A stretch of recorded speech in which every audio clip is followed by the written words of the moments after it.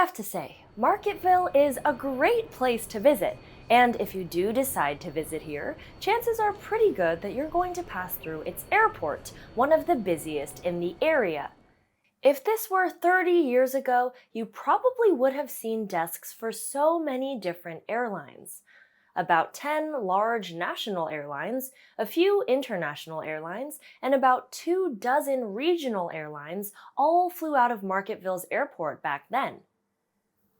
But in the last 3 decades, the airline industry has seen some airlines merge, some go out of business, and some that just stopped servicing the airport. Nowadays, you only have one national airline flying in and out, as well as a few smaller regional companies. What was once a highly competitive market has now become, well, uncompetitive.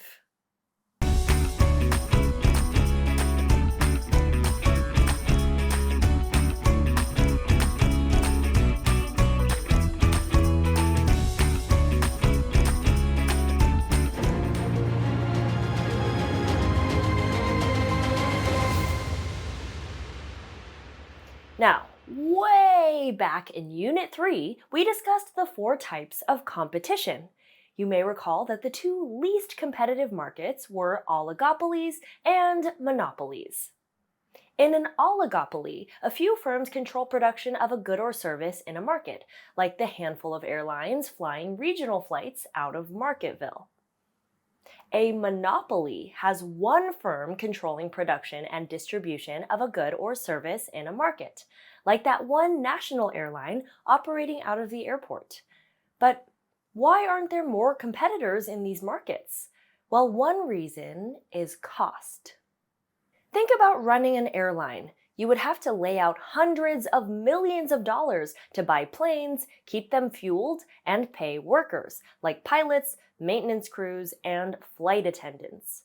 For most entrepreneurs, those hurdles are too high to even consider entering the airline industry. Another challenge is a firm's ability to access the necessary resources to compete. Let's think about pilots for a moment. After all, labor is a key resource. Well, there are definitely a limited number of individuals who are qualified to fly the types of planes these airlines use. And if you were a pilot, would you leave your job with a stable, established company that pays consistently to strike out with a new airline that may go bankrupt within a year? I didn't think so. Finally, a firm's control over certain technology, recipes, or formulas impacts their ability to compete in a market. Moving hundreds of thousands of people around the country by plane takes a lot of coordination. You have to match routes to market demand, make sure that planes have crews to operate them, and get everyone's baggage where it needs to go. Not an easy task.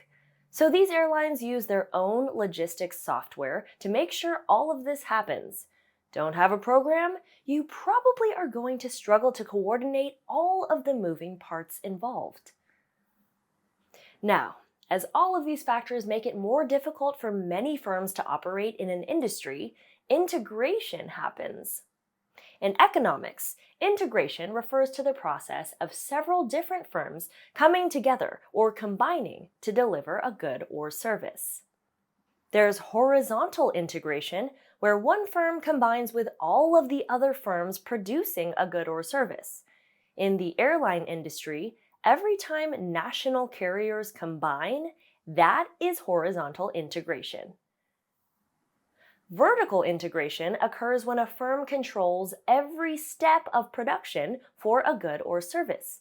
This might mean that an airline owns or has a partnership with the travel agency booking flights, the credit card company used to pay for the flight, and hotels at different destinations. By controlling every level of production, the airline can keep costs down, offer tickets at a lower price, and force even more competitors out of the market. Okay, let's check in for a moment. Your friend has a prescription for a medication that is essential for their health. The drug is extremely expensive, and there's only one company that manufactures it.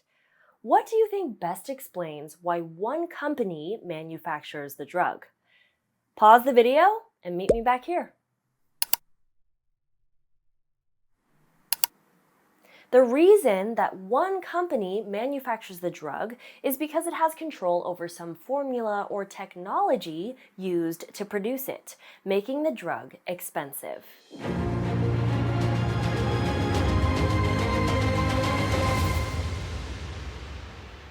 Now, a lack of competition in a market can really impact consumers and often leaves the consumer with no way to hold these businesses accountable. First, with little or no competition, consumers have limited choice.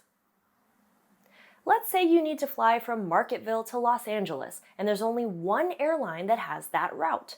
Who else are you going to choose? And that lack of choice means businesses have quite a bit of freedom to set prices. They may charge $700 for a ticket from Marketville to LA, which is more than you were hoping to pay. But what other option do you have? Fewer firms in the market also means that there is little incentive for companies to innovate. If you were to get on a flight, you would probably notice how cramped the seats are with very little legroom. You're practically on top of the person in the seat next to you. And even though the flight is several hours long, all you get to eat is a small bag of peanuts and half a can of soda. But the plane is full. So why would the airline consider larger, more comfortable seats or a better snack selection? Plus, in non-competitive markets, there is an inefficient allocation of resources. Your jet may just sit on the runway burning expensive fuel, or the airline may have to put people up in hotel rooms because they overbooked a flight. Why would they do this? Well, the airline is just going to pass those costs on to the consumer, who's going to have to pay whatever price the airline sets. So, why be efficient? Okay, let's check in. Why are non-competitive markets a form of market failure? These markets are a form of market failure because there is an inefficient allocation of resources, and consumers are often unhappy with the actual service being provided.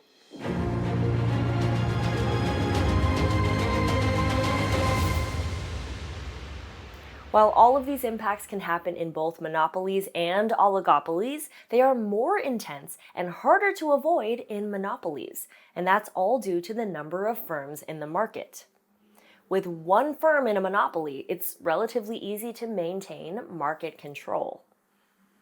That one national carrier flying out of Marketville can set its own prices and offer lousy customer service because, well, who else are the consumers going to turn to? But because there are several firms in an oligopoly, they need to act in a consistent and coordinated manner to ensure control over the market. For some oligopolies, like OPEC, the cartel of oil-producing nations, acting in a consistent and coordinated manner is relatively easy. These oligopolies function almost like a monopoly. But in some oligopolies, businesses can see a great deal of potential profit by differentiating themselves from other firms. Let's say there were 3 national airlines flying out of Marketville. Each would have to charge similar prices and offer the same level of service for all 3 to control the market. If one of those airlines thinks there is potential profit in charging lower fares or offering better service, they're going to make those changes. And in doing so, that airline upends the market and forces the others to reconsider how they operate. That little bit of competition can make a big difference for consumers. Time for one last check-in. There are 2 internet providers in town, meaning that the market is an oligopoly. Residents are dissatisfied with the service and the price the companies charge. A third company is looking to enter the market. Your friend says that means it will still be an oligopoly and nothing will change. How would you explain that this isn't necessarily true? While the market would technically still be an oligopoly, the third firm might see that offering better service at a lower price could be profitable. That firm might then force their competitors to improve their service and pricing in order to be competitive.